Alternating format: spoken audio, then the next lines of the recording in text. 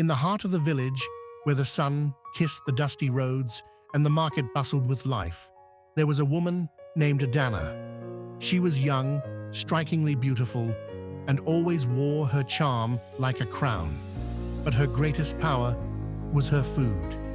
Every morning, before Adana even opened her shop, a crowd would already be waiting. Men, women, children, all eager to taste her cooking. Her dishes were unlike any other. The aroma alone could pull a hungry soul from the far ends of the village.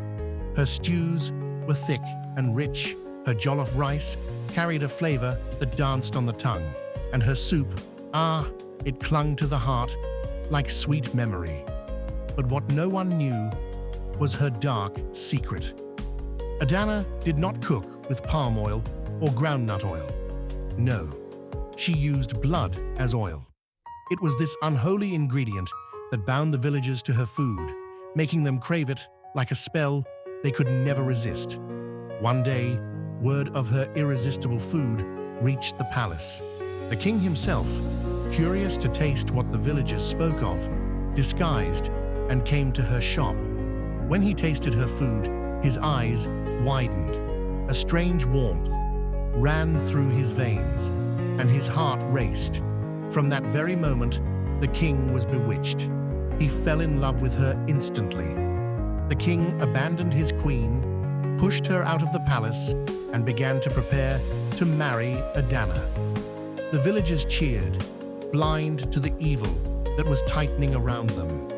But in the midst of this enchantment, there was one woman who was not deceived. Her name was Nena. She was simple, humble, and known for her wisdom. While others rushed to Adana's shop each morning, Nena refused.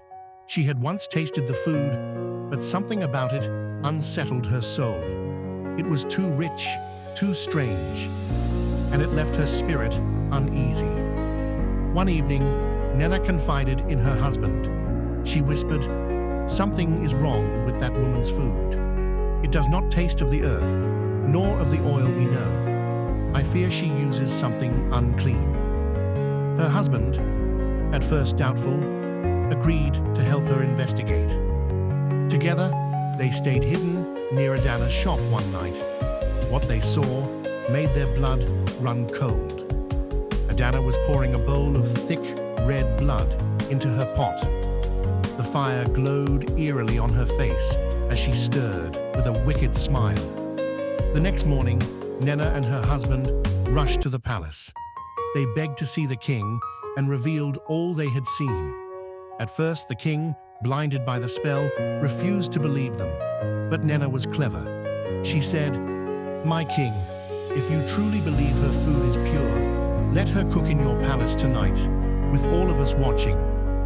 The king agreed. That night, before the eyes of the king, his guards, and the villagers, Adana began to cook. She tried to delay, tried to distract, but under pressure, she reached for her secret bowl of blood. Gasps filled the air. The truth was revealed. The spell broke instantly, and the king's eyes cleared. He looked upon Adana not with love, but horror.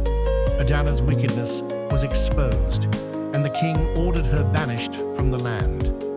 The villagers, ashamed of their blindness, thanked Nena for her wisdom.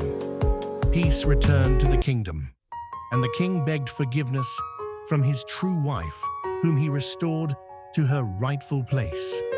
From that day, the villagers learned a hard lesson. Not all that tastes sweet is pure, and not every beautiful smile hides a kind heart.